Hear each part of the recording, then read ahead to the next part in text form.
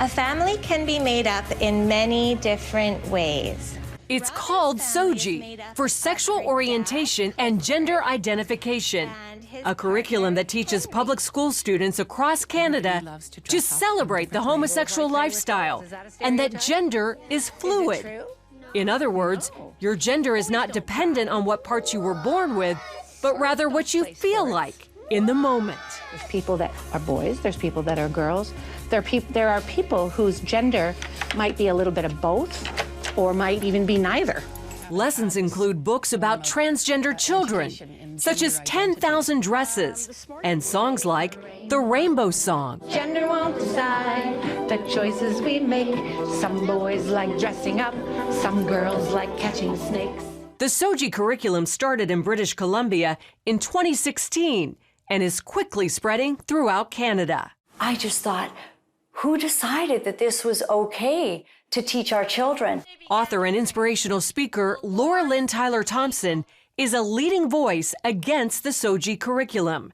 And we are seeing the results of that now because some kids are reacting very emotionally and saying, and they're in fear. Will I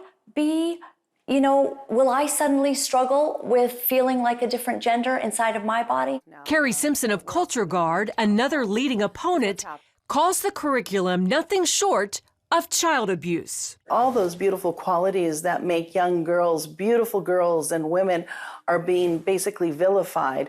The things that make our boys boys are being, taken from them. So things of equating young men to being strong protectors is something that's now evil. But Morgan Auger, a transsexual and supporter, claims it's about acceptance, not indoctrination. The idea is to teach kids that there are gay kids and there are trans kids and there are trans parents and gay parents in our society, and everybody's wanted and desired. After all, that's what our Human Rights Code says, and it's the role of schools to teach the following of our laws, right? Simpson disagrees, saying she sees SOGI's real goal as altering our culture from a heteronormative society into one where anything goes, no boundaries, no values, no morals.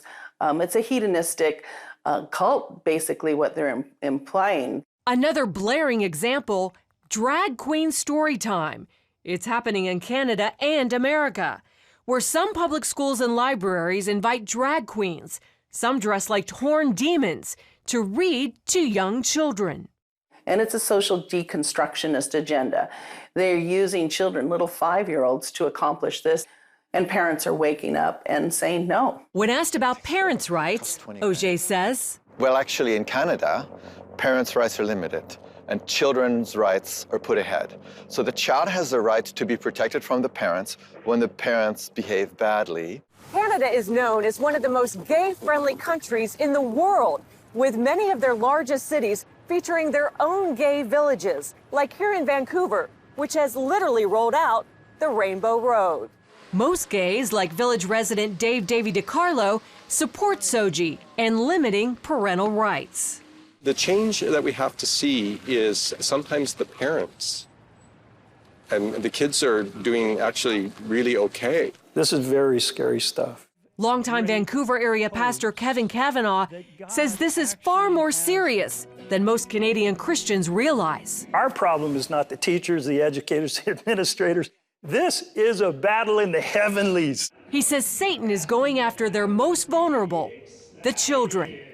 And the little girl came home in tears because the teacher had told her, since she was playing with some toys in the class that were deemed to be masculine in nature, that she was likely a boy in a girl's body. The mother went to the school the very next day, and instead of having any sort of tolerance or support or understanding, she was actually called names. She was told that she was a homophobe, that she was a bigot. With that in mind, Tyler Thompson, Simpson, and Pastor Kevin are spreading their message across social media and in town hall meetings.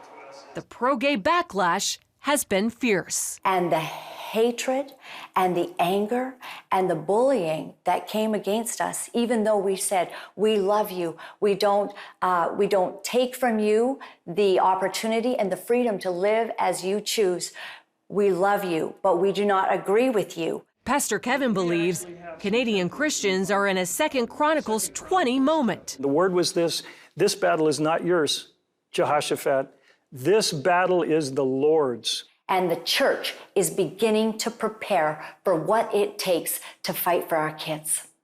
The battle between an aggressive homosexual agenda and the faith community here in Canada is far from over. But many Christian leaders say it may be the issue that causes a once sleeping church to rise up and be heard. Wendy Griffith, CBN News, Vancouver.